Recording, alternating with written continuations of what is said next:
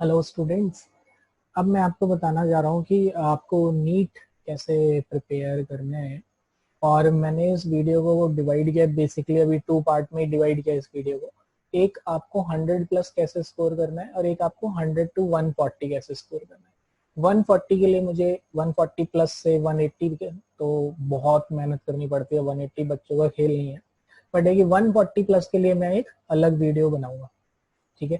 तो सबसे पहले हम कुछ डेटा ऑब्जर्व करते हैं। तो सबसे पहले हम डेटा ऑब्जर्व करेंगे। फिर उसके बाद हम डिसाइड करेंगे कि हमको प्रिपेयर कैसे करना है। ओके। तो आप सबसे पहले डेटा देखिए। तो ये डेटा है हमारा स्क्रीन पे। और आप इस डेटा को ऑब्जर्व करिए। ये 2013, 14, 15, 16 में दो बार पेपर, 17 तक का डेटा है। और अब यहाँ पे क्या है कि मैं बहुत जीनियस स्टूडेंट से भी डील करता हूँ जो मेरे से बोलते हैं, सर अगर आपने जो इसमें बताया वो नहीं आया तो मैं फिर रिपीट करता हूँ। मैं ये जो चीज आपको बता रहा हूँ, ये बेसिकली मैं आपको बता रहा हूँ कितने स्कोर के लिए, 100 से 140 के लिए। मैं 180 के स्कोर के लिए बिल्कुल नहीं बता रहा। तो कुछ जीनियस बच्चे बोलेंगे कि सर ये भी आया था आपने ये नहीं बताया, तो I am just using 80-20 principle कि 20% ऑफ द कॉन्सेप्ट 80% टाइम रिपीट होता है। तो जस्ट आप ये देखिए, जैसे सबसे पहले बेसिक कॉन्सेप्ट्स ऑफ केमिस्ट्री। कुछ चीजें भी नोटिस करेंगे इस ऑब्जर्वेशन के साथ। मैं चाहूँ तो 1 मिनट में 4 चैप्टर भी बना के भी आपको बता सकता हूँ, बट डिटेल रिव्यू देने का कुछ पर्पस भी है। जैसे बेसिक कॉन्सेप्ट्स ऑफ केमिस्ट्री की अगर हम बात करें तो वी कैन से कि सबसे पहले यहाँ पे मोल कॉन्सेप्ट से 3 न्यूमेरिकल आया था, फिर 20111। मतलब मूल कॉन्सेप्ट का जो ये है पॉइंट, ये कहीं ना कहीं थोड़ा सा टाइम का डिक्रीज हो रहा है। मतलब अब क्या एक आधा क्वेश्चन आ रहा है। एटॉमिक स्ट्रक्चर 1322112, मतलब मैं बोल सकता हूँ कंसिस्टेंट है, 2 क्वेश्चंस एक्सपेक्ट कर सकते हैं। सेम फॉर केमिकल इक्विलिब्रियम 1, आयनिक 31141। आयनिक में अभी 2019 का भी एनालिसिस करेंगे। आयनिक में 2 क्वेश्चन या 3 क्वेश्चन आते हैं ऑन एन एवरेज। 1 भी आ रहा है बीच में, हम देख भी रहे हैं, बट 3 और 2, तो आप इसमें भी 2 या 3 एक्सपेक्ट करके चलिए। थर्मोडाइनेमिक्स भी आप 2 एक्सपेक्ट करिए। Redox, states of matter, states of matter से कंसिस्टेंटली 1 आया है। कंसिस्टेंटली एक क्वेश्चन आया स्टेट्स ऑफ मैटर, और स्टेट्स ऑफ मैटर बहुत इजी है, फॉर्मूले याद करिए बस।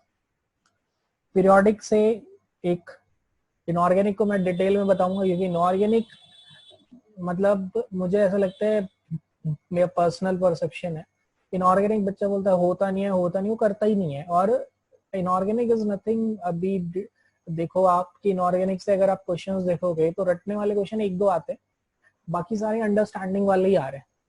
तो समझने वाले ही अगर क्वेश्चंस आ रहे हैं तो आप उन्हें ही करिए।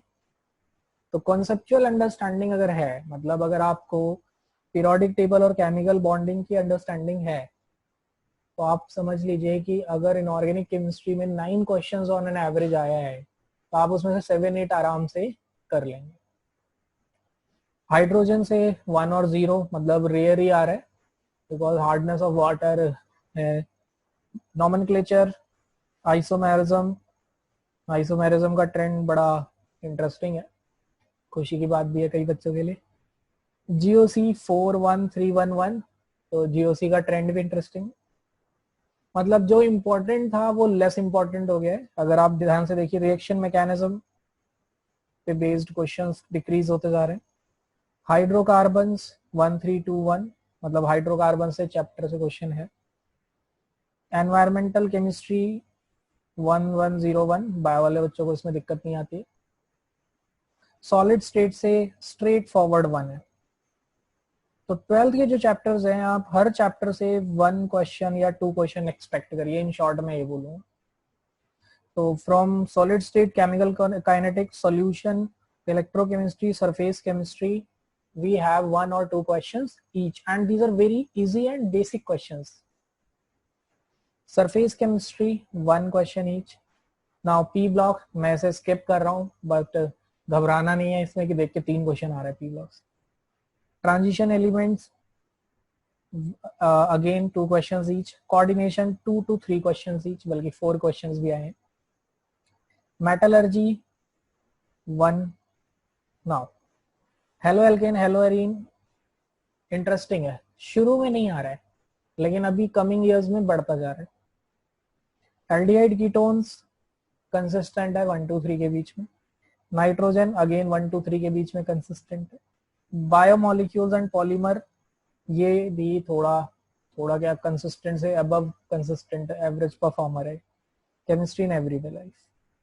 अब ये जो डेटा हमने एनालाइज किया है इसको अगर हम सम अप करें, तो अगर हम इसे सम अप करेंगे तो हम आपसे ये कहेंगे कि आप देखिए कि 100 जो स्कोर करना है उसके लिए जो सबसे बढ़िया एनालिसिस है वो ये है, ऑलमोस्ट हर चैप्टर से एक क्वेश्चन आ रहा है ऑलमोस्ट। एंड अगर आप किसी भी चैप्टर को स्किप कर रहे हैं तो एक एक मतलब आप एक क्वेश्चन पे कहीं ना कहीं आप इग्नोरेंस कर रहे हैं, ये समझना है। दूसरी चीज ये समझनी है कि हमारे दिमाग में बैठा रहता है ये चैप्टर बहुत इंपॉर्टेंट है, ये बहुत इंपॉर्टेंट है, तो हर चैप्टर से क्वेश्चंस आ रहे हैं। हाँ कुछ कनेक्टेड होते हैं तो कनेक्शन की वजह से हम उसे किसी भी चैप्टर में डाल सकते हैं, कह सकते हैं वो किया है तो ये हो ही जाएगा, उससे कनेक्ट करके हम स्ट्रेटजी बनाने की कोशिश करते हैं। But as such on the basis of data हम ये कह सकते हैं कि कोई भी चैप्टर ज्यादा इंपॉर्टेंट नहीं है। हाँ हमारे लिए वो चैप्टर इंपॉर्टेंट है जिससे 2-2 क्वेश्चंस आ रहे हैं, ठीक है। First of all just overall अब एक लाइन अपने दिमाग में सेट कर लो, जो ज्यादा इंपॉर्टेंट था वो अभी कमिंग ईयर्स में लेस इंपॉर्टेंट होता गया। मतलब titration, mole concept, ionic equilibrium के न्यूमेरिकल्स जो बहुत इंपॉर्टेंट थे, अब आयनिक में simple common ion effect, solubility effect पे क्वेश्चन पूछा जाता है। जीओसी आइसोमेरिज्म जो बहुत इंपॉर्टेंट था, अब ज्यादा क्वेश्चंस किससे आ रहे हैं, aldehyde ketone, amines and halo alkane halo arenes. तो जो लेस इंपॉर्टेंट थे अब वो more important according to the trend है। अब एक और इंटरेस्टिंग ग्राफ देखते हैं हम यहाँ पे, तो जस्ट वो भी देखिए। Observe this trend. एक्चुअली ये ट्रेंड मैं इसलिए दिखाना चाह रहा हूँ, कई स्टूडेंट मुझे बोलते हैं सर मैं 100 ला रहा हूँ, समझ रहे हो आप मैं केमिस्ट्री कितनी पढ़ रहा हूँ, तो ये ट्रेंड इसलिए है। और कुछ बच्चे ऐसे बोलते हैं सर 100 लाना तो बहुत मुश्किल काम है, तो ये बेसिकली उन्हीं बच्चों के लिए जिन्हें लगता है 100 लाना बहुत मुश्किल काम है। और ये कुछ उन बच्चों ओवर कॉन्फिडेंट बच्चों के लिए जो बोलते हैं सर मैं 100 ला रहा हूँ। तो देखिए बहुत ही इंटरेस्टिंग है ये।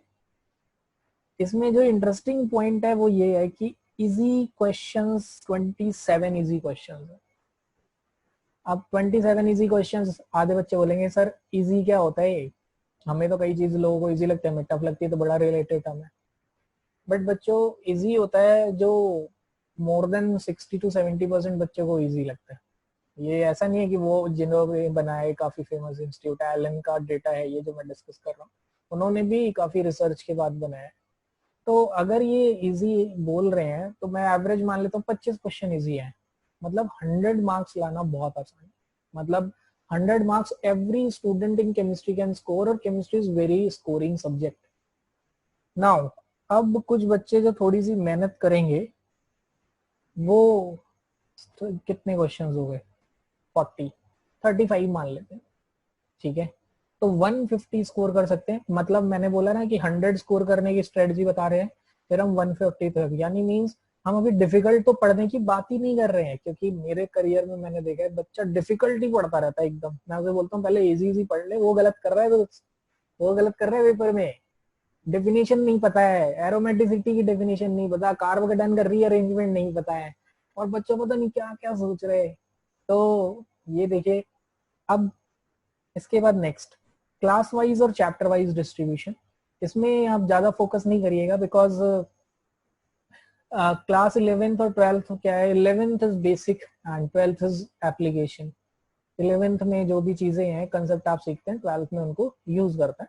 और ऐसे 12th के जो फिजिकल केमिस्ट्री के चैप्टर्स हैं वो बहुत ही आसान है, इतने आसान है कि आप एक दिन में, अभी 12th पास कर चुके हैं और अगर नीट के लिए प्रिपेयर कर रहे हैं तो एक दिन में 2 या 3 चैप्टर भी कर सकते हैं। मतलब मैं तो ये बोलता हूँ कि एक केमिस्ट्री का अगर टारगेट ले रहे हो और अगर आप अबव एवरेज स्टूडेंट हो तो एक दिन में 2 कर सकते हो ढंग से, नहीं तो एक दिन में 1 कर सकते हैं normal students. Every student can do 1। because we have lot of time according to me, but we need a proper strategy. These are level of questions class 11th and class 12th class का अगर हम बोले तो percentage high है, तो good news for us. Now this is subject distribution. तो यहाँ पे 11th 12th organic, 11th 12th inorganic. Inorganic का मैं सॉल्यूशन बता रहा हूँ, बाकी ये सब्जेक्ट डिस्ट्रीब्यूशन भी हमारे सामने है. ओके, तो ये चीजें देखने के बाद हमें आइडिया लग गया कि 100 स्कोर करना बहुत ही इजी है. नाउ अब आते हैं प्लानिंग पार्ट पे, हाउ टू प्लान आवर. अब मैंने टाइम टेबल कैसे बनाना है ये वीडियो अलग बना दी है, उसे आप देख लो. और अब टाइम टेबल में स्ट्रेटजी, टारगेट, प्लानिंग कैसे करनी है उसके लिए एक और इंटरेस्टिंग चार्ट देखते हैं. तो देखिए, जिनके मन में ये फीलिंग है कि सर आप तो टाइम वेस्ट करने के तरीके बता रहे हो, वीडियो बंद करके अभी भाग जाओ यहाँ से, क्योंकि ये वो बच्चे हैं जिन्हें लगता है कि कुल्हाड़ी पे धार लगाना टाइम की वेस्टेज है. एक ही कुल्हाड़ी से लगातार पेड़ काटते जाओ काटते जाओ काटते जाओ, तो कुल्हाड़ी की धार खत्म हो जाए फिर भी काटते जाओ. तो ऐसे स्टूडेंट से तो हम कहते हैं कि आप बहुत ही जीनियस है, हमारा लेवल उस पर नहीं है. Maybe I am sarcastic and rude here, but क्या करें, टाइम की कमी है और चीजों को समझाने के लिए मेरे पास इससे सिलेक्शन. तो स्वॉट एनालिसिस, ये मैं आपको बता दूं बड़े बड़े बिजनेसमैन भी से यूज करते हैं. तो स्वॉट में आपको सबसे पहले स्ट्रेंथ देखना है, मतलब क्या चैप्टर आपको 100% मतलब बहुत ढंग से आता है वो लिखो. जो चीजें बिल्कुल ढंग से आती हैं, मतलब जिन्हें पढ़ने की जरूरत ही नहीं है, उसे लिखिए. वीकनेस आपको क्या लिखना है, वीकनेस ये लिखना है कि जिसपे आपको बहुत ज्यादा मेहनत करनी है और क्वेश्चंस क्या हैं, स्कोरिंग में, टॉपिक स्कोरिंग है. जैसे solubility product in ionic equilibrium. अब हर चैप्टर्स में एक नाम हो सकता है, बट मैं एक एग्जांपल लेके चल रहा हूं ताकि आप कनेक्ट कर सकें मेरे को उस बात से. तो सॉल्युबिलिटी प्रोडक्ट, इसके न्यूमेरिकल्स आते भी हैं और सर ये हमसे होते भी नहीं है, और आता है तो ये वीकनेस हो गया. स्ट्रेंथ के लिए बड़ा सिली सा एग्जांपल ले रहा हूं मैं, पीएच. ये हम हमेशा निकाल देते हैं, सर आता है तो मतलब 4 नंबर फ्री है आपको. अपॉर्चुनिटी, अपॉर्चुनिटी क्या है कि जिसमें आपको लग रहा है चैप्टर मुश्किल है, लेकिन आप उसी को ही उसमें कन्वर्ट कर सकते हैं. और ये पता नहीं आप मेरी बात से सहमत होंगे नहीं होंगे, बट ये है इनऑर्गेनिक, या you can say chapters like environmental chemistry, coordination compounds. ये अपॉर्चुनिटीज हैं, ये बोरिंग है या कोई भी एक बार पढ़ता नहीं है इसलिए ये टफ है, but these are very easy. मैं आपको बोलूंगा दिस इज अपॉर्चुनिटी. एक बार को फिजिकल कैलकुलेशन करके रॉन्ग आंसर आ सकता है, ऑर्गेनिक में कॉन्सेप्ट रॉन्ग लग सकता है या कोई एक्सेप्शन आ सकता है, बट इनऑर्गेनिक में अगर आपने पढ़ा है तो वही आएगा. अब आधे बच्चे बोलेंगे सर इनऑर्गेनिक में तो एक्सेप्शंस होते हैं. यार इनऑर्गेनिक के जो एक्सेप्शंस होते हैं वो डिस्कस्ड होते हैं या वो इंफॉर्मेशन होती है. ठीक है. नाउ थ्रेड्स, थ्रेड्स क्या है कि ये मेरे को लग रहा है कि सितंबर से पहले इन पे काम फिनिश करने के लिए काम करना पड़ेगा. ठीक है, तो अगर वो काम नहीं किया तो थ्रेट हो जाएगा. जैसे मैं इसमें थर्मोडायनेमिक्स ऐड कर देता हूँ. एक्चुअली ये टफ नहीं है, बट मेरे को एक एग्जांपल देना था तो इसलिए मैंने ये एग्जांपल दिया है. तो ये मैंने आपको स्ट्रेंथ का बोला है और ये प्लीज इस पे वर्क कर लो. It will take 30 to 1 hour, but पूरा मंथ के लिए बेनिफिट हो जाएगा आपको. नाउ अब how to create time table का वीडियो बन चुके हैं. टाइम टेबल कैसे बनाना है, क्या करना है, वो आप वीडियो देख लेना. और अब आते हैं स्ट्रॉन्ग टॉपिक्स. अब जो स्वॉट एनालिसिस करने के बाद मैं एक एग्जांपल लेता हूँ आयनिक इक्विलिब्रियम. पर्पस यही है क्योंकि ये टॉपिक बच्चों को टफ लगता है, but it is very easy. Ionic equilibrium में आपका स्ट्रॉन्ग टॉपिक क्या है अगर हम डिस्कस करते हैं, तो स्ट्रॉन्ग टॉपिक है pH calculation. Direct pH calculation strong है. और फॉर्मूले याद करना, अगर ये याद है तो फॉर्मूला बेस्ड क्वेश्चन आता है, इजी हो जाएगा. वीक टॉपिक्स क्या है, numericals on common ion effect. ये सर हमारा वीक है, हम कॉमन आयन इफेक्ट के न्यूमेरिकल्स नहीं करते. कौन सा टॉपिक डिस्कस नहीं किया, स्टडी नहीं किया हमने. जनरली बच्चा सॉल्ट हाइड्रोलिसिस का डेरिवेशन नहीं करता है, जिसकी वजह से जो कंसेप्चुअल पार्ट होता है लाइक KH निकालना, हाइड्रोलिसिस कांस्टेंट निकालना, वो भूल जाता है, ये फॉर्मूले में ग्लिच कर देता है।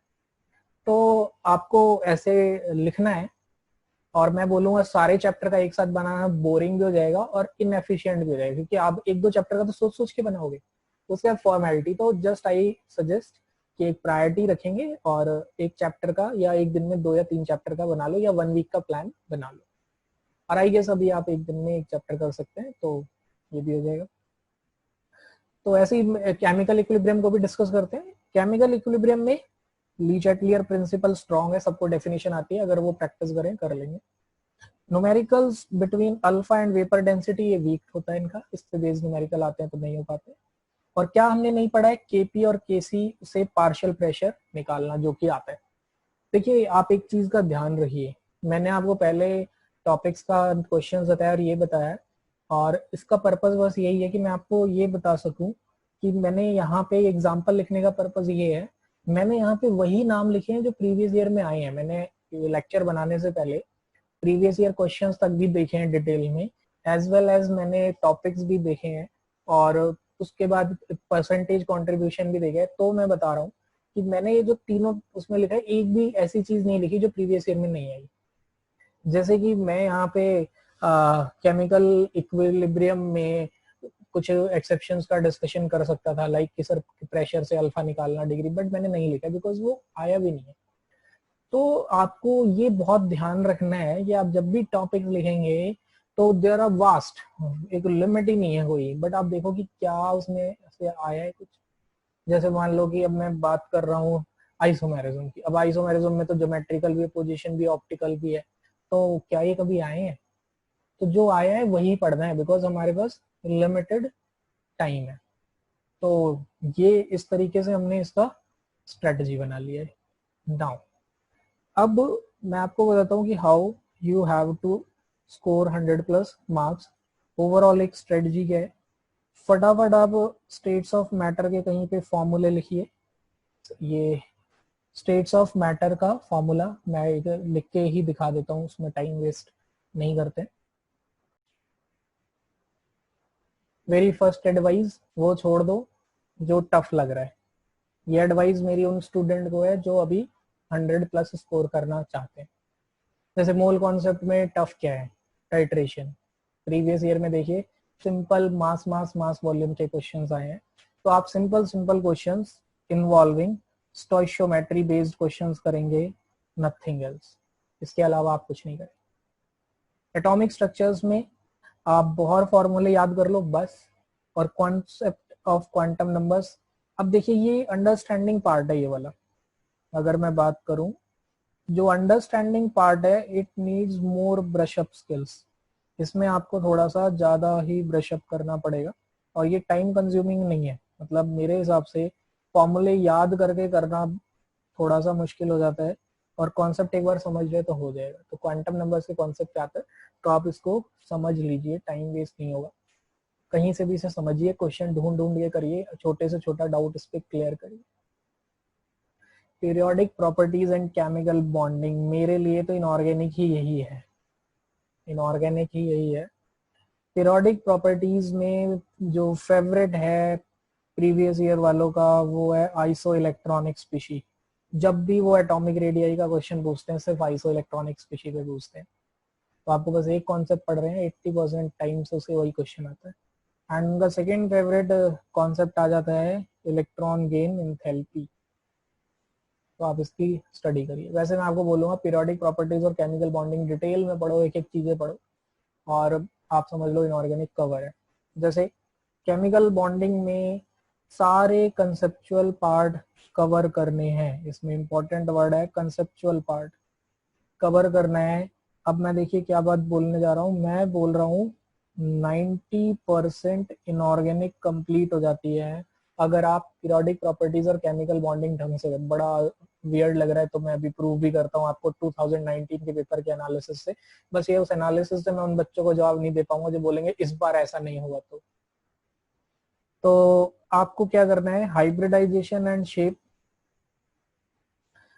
केमिकल बॉन्डिंग में ये याद करना है। बॉन्ड एंगल पे based dipole movement MOT, MOT पे बेस्ड बॉन्ड ऑर्डर और मैग्नेटिक मूवमेंट, इस पे बेस्ड क्वेश्चन जो आता है वो ज्यादातर इंस्टीट्यूट उसे केमिकल बॉन्डिंग की कैटेगरी में रखते हैं। नाउ एस ब्लॉक में क्या आता है, वैसे इसे केमिकल बॉन्डिंग में ही हम डिस्कस कर लेते हैं। Thermal stability of carbonates. अब कार्बोनेट्स की थर्मल स्टेबिलिटी जो होती है इसको हम एस ब्लॉक में डाल देते हैं स्टूडेंट्स, बट ये भी अंडरस्टैंडिंग पार्ट है, you can easily cover solubility and thermal stability and melting point and boiling point of S block और P block, ये भी अंडरस्टैंडिंग पार्ट है, तो इसको हम S block में भी डालते हैं P block। तो देखिए मैंने S block का एरो और P block का यहाँ पे एरो कॉमन रखा है। नाउ P blocks में जो अंडरस्टैंडिंग पार्ट है, देखिए पहले यही करिए, रिएक्शन तो मगर बाद में करेंगे, पहले यही इनर्ट पेयर इफेक्ट, ये भी अंडरस्टैंडिंग पार्ट है। ऑक्सीडाइजिंग एजेंट, रिड्यूसिंग एजेंट पे जो क्वेश्चन आता है, एसिडिक स्ट्रेंथ, बेसिक स्ट्रेंथ पे जो क्वेश्चन आता है, एम्फोटेरिक ऑक्साइड्स पे तो मैंने ट्रिक सीरीज है ही मेरे चैनल पे, वो सीधे सारी ट्रिक्स देख लो जाके। और बॉन्ड डिसोसिएशन एनर्जी, ये अंडरस्टैंडिंग पार्ट है। पी ब्लॉक में आता है, बच्चा बोलता है इनऑर्गेनिक नहीं आती, इनऑर्गेनिक नहीं आती। अब आते हैं D and F block. D and F block में अंडरस्टैंडिंग पार्ट, मैग्नेटिक मूवमेंट निकालना, स्टेबिलिटी ऑफ +2 और +3 ऑक्सीडेशन स्टेट जो इलेक्ट्रॉनिक कॉन्फ़िगरेशन पे डिपेंड करता है, ई नॉट वैल्यूज, और कोऑर्डिनेशन में क्रिस्टल फील्ड थ्योरी के क्वेश्चंस को डी ब्लॉक से कनेक्ट करते हैं स्टेबिलिटी ऑफ ऑक्सीडेशन स्टेट्स में, वो समझने वाला। तो आप देखिए ये पूरा इनऑर्गेनिक का 90% पार्ट, 90% पार्ट समझने वाला है। अब मैं इसका प्रूफ भी दे देता हूँ, नहीं तो बोलोगे अगर आपने तो हवा में बोल दिया सब कुछ, तो अब इसका प्रूफ भी देखते हैं। तो जस्ट अगर हम इसका प्रूफ देखें तो ये एलन का 2019 का पेपर का सोल्यूशन है, और इसमें मैं अभी बस इनऑर्गेनिक के ही क्वेश्चंस देख रहा हूँ और मैं लिख दूंगा कि वो क्वेश्चन कौन से टॉपिक से है और क्या बोला जाता है, बट एक्चुअली उसमें कंसेप्ट क्या है। पहला थर्मो से है, दूसरा सॉलिड स्टेट से है, तीसरा आयनिक से है और पीएच कैलकुलेशन है। फोर्थ आपका मोल कॉन्सेप्ट से है, फिफ्थ सॉल्यूशन से है, सिक्स्थ इलेक्ट्रोकेमिस्ट्री से, seventh among the following one that is not a green house, environmental का है। 8th क्वेश्चन ऑर्गेनिक का है, तो देखिए अभी तक हम 8 क्वेश्चन पे आ गए, इनऑर्गेनिक आई नहीं है। 9th which of the following molecule have pi bond, MOT bonding का है। अब देखो ये chemical bonding molecular orbital theory, तो ये मॉलिक्यूलर ऑर्बिटल थ्योरी पे बेस्ड केमिकल बॉन्डिंग का हमें इनऑर्गेनिक का क्वेश्चन मिला, और इसे हम मार्क भी कर लेते हैं, इस पे लिख लेते हैं, it is question number 1। Now second, which of the following is disproportionation reaction, देखा जाए तो रेडॉक्स का है, तो इसे कंफ्यूज नहीं करना है आपको इनऑर्गेनिक से, तो it is nothing but redox. 11th कौन सा नैरो स्पेक्ट्रम एंटीबायोटिक है, 12th अमीन्स में से है, 13th आपका सरफेस केमिस्ट्री में से है। और ये भी ध्यान रखिए, ये भी कंसेप्चुअल और अंडरस्टैंडिंग है, ये बिल्कुल भी रटने वाला नहीं है। कभी सोचो सरफेस केमिस्ट्री में से तो रटने वाला है, मतलब मैं आपको इस पेपर के थ्रू ये समझाना चाह रहा हूँ कि रटने वाला पार्ट बहुत कम है। Question number 14 conjugate base, 15th buffer, 16th protonation organic, 17th organic, 18th organic, 18th is inorganic. अब आप ध्यान से मेरी बात बहुत ध्यान से सुनो, 18 क्वेश्चन जा चुके हैं, पहला इनऑर्गेनिक का क्वेश्चन नंबर 18 आया है, और वो भी क्या है कि कौन सा एग्जिस्ट नहीं करता है, और ये भी कंसेप्चुअल क्वेश्चन है। आप इसे पी ब्लॉक में डाल सकते हैं, इनऑर्गेनिक केमिस्ट्री में डाल सकते हैं, बट ये कंसेप्चुअल क्वेश्चन है कि कौन एग्जिस्ट करता है कौन सा नहीं, क्योंकि स्टेबिलिटी ऑफ एलिमेंट तो दो ही चीज पर डिपेंड करती है, स्टेरी फैक्टर पे या उसकी कोवेलेंसी पे। तो अब यहाँ पे ये क्या है, कंसेप्चुअल क्वेश्चन है इनऑर्गेनिक का, क्वेश्चन नंबर 2। तो सेकंड क्वेश्चन आया अब तक 18 में से 2 क्वेश्चन इनऑर्गेनिक आए हैं जो कि कंसेप्चुअल है, जिससे बहुत घबराते हैं इनऑर्गेनिक नहीं आती, इनऑर्गेनिक नहीं आती। 19th which is amphoteric oxide, again it is, मैं मान रहा हूँ ये लर्न करने वाला क्वेश्चन है, but it is a very well known trick. जनाबे आली ने बेकार गाया पंजाबी सॉन्ग से ही हम सारे एम्फोटेरिक ऑक्साइड्स याद कर लेते हैं, तो ये लर्न करने वाला पहला क्वेश्चन आया है। तो इनऑर्गेनिक का तीसरा क्वेश्चन था जिसमें से ये याद करने वाला था, बट इसको याद करना बहुत मुश्किल नहीं है। नाउ इसके बाद question number 21, the manganate and permanganate are ions are tetrahedral, ये डी ब्लॉक का क्वेश्चन बोल सकते हैं, we can call it as d block ion, MnO4 negative और MnO4 2 नेगेटिव। लेकिन देखा जाए तो ये भी हाइब्रिडाइजेशन से रिलेटेड केमिकल बॉन्डिंग वाले कंसेप्चुअल पार्ट से, तो again it is connected with VBT, valence bond theory, and again it is conceptual part. तो we can say till now अभी तक हमें इनऑर्गेनिक के 4 क्वेश्चन मिल चुके हैं 20 में से, जिसमें से एक याद करने वाला था और वो भी आसान था. क्वेश्चन नंबर 22 पीरियोडिक क्लासिफिकेशन का क्वेश्चन है, कंसेप्ट बेस्ड है obviously. Question number 5. Question number 23 kinetics है. 24 25 डिक्रीजिंग एनर्जी. अब देखिए 24th. अब 24th क्वेश्चन भी इनऑर्गेनिक का क्वेश्चन नंबर 6 कह सकते हो. अब कहने के लिए पी ब्लॉक का क्वेश्चन है, बट अगर आप देखो तो ये भी केमिकल बॉन्डिंग का हाइब्रिडाइजेशन यानी बीबीटी पे बेस्ड क्वेश्चन है, और उस पे ये चीज भी, और वेरी कॉमन क्वेश्चन. तो मतलब ऐसा कोई ऑफ द ट्रैक क्वेश्चन नहीं पूछा उन्होंने.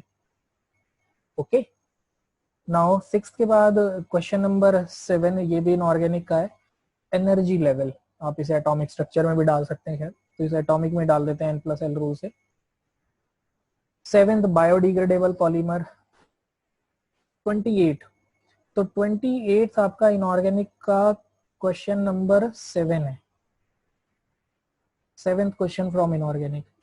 हाँ, अब अगर आप देखो तो वीबीटी, देखो इसका डिस्कशन से एक चीज और समझ आ रही है, कहीं ना कहीं मेडिकल वाले भी इनऑर्गेनिक में वैलेंस बॉन्ड थ्योरी और हाइब्रिडाइजेशन के फैन है. हाइब्रिडाइजेशन के क्वेश्चन घुमा घुमा के पूछ रहे हैं वो आपसे. तो जब जो भी बच्चा 100 स्कोर करना चाह रहा है उससे प्लस, हाइब्रिडाइजेशन को ढंग से समझ ले, वीबीटी की प्रैक्टिस कर ले उससे बेस क्वेश्चन का, 80% चांस है कि वो उसमें से ही आएगा पेपर में. देखिए अभी तक वीबीटी पे 3 क्वेश्चन सेम पेपर में आ चुका है. 28 थर्मल स्टेबिलिटी. आप इस क्वेश्चन को पी ब्लॉक का बोल सकते हैं, बट अगेन ये थर्मल स्टेबिलिटी यानी बॉन्ड एनर्जी पे डिपेंड करेगा, बॉन्ड लेंथ पे डिपेंड करेगा. This question is again conceptual. तो आप देखो इनऑर्गेनिक से क्वेश्चन नंबर 8 आया है पी ब्लॉक, जो कि लिखा तो पी ब्लॉक मिल जाएगा. अब आप बोलोगे सर पी ब्लॉक तो आता ही नहीं है, but again it is a conceptual question. तो अभी तक रटने वाला एक ही क्वेश्चन आया है जिसकी ट्रिक वेल नोन मार्केट में फैली हुई है. जनाबे अली ने बेकार गाए पंजाबी सॉन्ग एम्फोटेरिक ऑक्साइड्स होते हैं. 29th correct structure of tribromo oxide. तो ये स्ट्रक्चर है, वैसे तो ये क्वेश्चन एनसीईआरटी के सॉल्ट पेज में से उठाया हुआ है, रेडॉक्स में ये गिवन है सॉल्ट में, बट स्ट्रक्चर पूछा है तो मैं इसे इनऑर्गेनिक में डाल देता हूँ. स्ट्रक्चर बेस्ड क्वेश्चन है, ये भी कंसेप्चुअल है. इसका भी मैंने स्ट्रक्चर ड्रॉ करने का वीडियो बनाया हुआ है केमिकल बॉन्डिंग की प्लेलिस्ट में, आप देख सकते हैं. 30 ऑर्गेनिक है. 31 biomolecule. 32 pores and metallurgy. Pores and metallurgy में तो आप सीधे पोर्स और मेटल के ओर याद कर लो, बस सीधे मेटल के ओर में से आया हुआ ये क्वेश्चन है कि मेलाचाइट कॉपर का ओर है. 34 सॉल्यूशन. 35 36 37 यस. अब देखिए 37 क्वेश्चन पी ब्लॉक का है और ये रटने वाला है, तो मैं बोलूंगा ये रटने वाला दूसरा क्वेश्चन आया है. बट अगेन ये क्वेश्चन ऐसा था कि एलिमिनेशन मेथड से हो जाए. जैसे मान लो किसी को बस ये पता है कि हेबर्स प्रोसेस से अमोनिया निकलता है, यानी कि बी का आंसर क्या हो गया 3. हेबर्स प्रोसेस से हम क्या बनाते हैं, अमोनिया बनाते हैं. आप देखो इसमें कौन से ऑप्शन में 3 है. ऐसा क्वेश्चन है इनऑर्गेनिक का, घबराना नहीं है. देखो आजकल कहते हैं नीट का पैटर्न चेंज हो गया, मैट्रिक्स मैच नहीं आता, मल्टीपल करेक्ट नहीं आता. देखो मैट्रिक्स मैच भी आया हुआ है, मल्टीपल भी आया है, तो सब आजकल ऑब्जेक्टिव में ही आ रहे हैं. तो देखिए बस बी का 3 मैच करते ही एक ही ऑप्शन ऐसा है जिसमें बी का ऑप्शन 3 दे रखा है. तो इनऑर्गेनिक आए तो कोई एक आधा ऑप्शन कनेक्ट करके एलिमिनेशन मेथड ट्राई करो इनऑर्गेनिक में. तो ये दूसरा क्वेश्चन आया रटने वाला, और ये इनऑर्गेनिक का था क्वेश्चन नंबर 7 8 9 10. तो इसे मैं क्वेश्चन नंबर 10. तो इनऑर्गेनिक के 10 क्वेश्चन आए हैं, 10 में से 2 रटने वाला है. मतलब जो बच्चा 180 सोच रहा है उसको नुकसान हो रहा है, जो 100 से 150 सोच रहा है उसको बिल्कुल नुकसान नहीं हो रहा है, अगर उसने सिर्फ केमिकल और पीरियोडिसिटी पूरा ढंग से समझा है तो. 38 क्वेश्चन 11th क्वेश्चन है. ये भी जो क्वेश्चन है ये पी ब्लॉक का है, but again it is a conceptual question. वो पूछ रहा है कि ये कोवेलेंट है या नहीं, सिलिकॉन हाइड्रोलाइज होगा या नहीं, वैकेंट ऑर्बिटल की अवेलेबिलिटी, कौन ज्यादा स्टेबल है, इनर्ट पेयर इफेक्ट, कौन आयनिक है, पजान रूल. तो again it is a conceptual part. ये भी कंसेप्ट बेस्ड। तो 11 में से 2 क्वेश्चन रटने के लिए आए। मैं ये वीडियो डिटेल बनाने का पर्पस ये है कि जिनको इनऑर्गेनिक से डर लगता है वो इसको ध्यान से मेरी बातों को सुने, क्योंकि कई बार इनऑर्गेनिक से डर लगता है करके पढ़ते ही नहीं। तो 11 क्वेश्चन आ चुके हैं। Now 42 43 done. तो लास्ट 12th क्वेश्चन आप इसे बोल सकते हो हाइड्रोजन से। तो हाइड्रोजन से तो भाई एक ही चीज पढ़ने की है, हार्डनेस, और वही आ गई है, और क्या चाहिए। तो hydrogen it can also be called as in S bond. तो देखिए मैंने आपको बता दिया है कि how to plan your chapters, important topics क्या हैं। अब आप बोलोगे सर आपने सीक्वेंस तो दिया नहीं, पहले क्या पढ़े। देखो ये अपने आप बनाओ, हर बच्चे को अपने तरीके से सूट करता है, उसके लिए बस मेरा टाइम टेबल वाला वीडियो देख के फॉलो कर लो। और इनऑर्गेनिक से बिल्कुल मत घबराओ, फिजिकल सबसे पहले प्रिपेयर कर लो और सारे फॉर्मूले बेस्ड। और अगर आप चाहते भी हो कि सर वो फॉर्मूले बेस्ड फिजिकल में क्या पढ़ें, तो ये मैं लिंक में ये अपडेट कर दूंगा लिस्ट, जिसमें मैंने लिखा हुआ है किसमें क्या क्या टॉपिक्स हैं। एक एक बोल के मैं वीडियो बड़ा नहीं करना चाहता हूँ। तो हर चैप्टर के ये टॉपिक्स आप सारे कर लेना।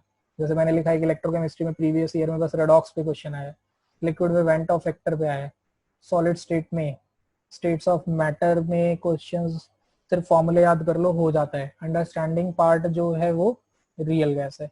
तो ये सारे चैप्टर्स के इंपॉर्टेंट टॉपिक्स मैं लिंक में डिस्क्रिप्शन डाल दूंगा, वहां से आप पीडीएफ डाउनलोड कर लेना। I hope it help you. Okay, all the best.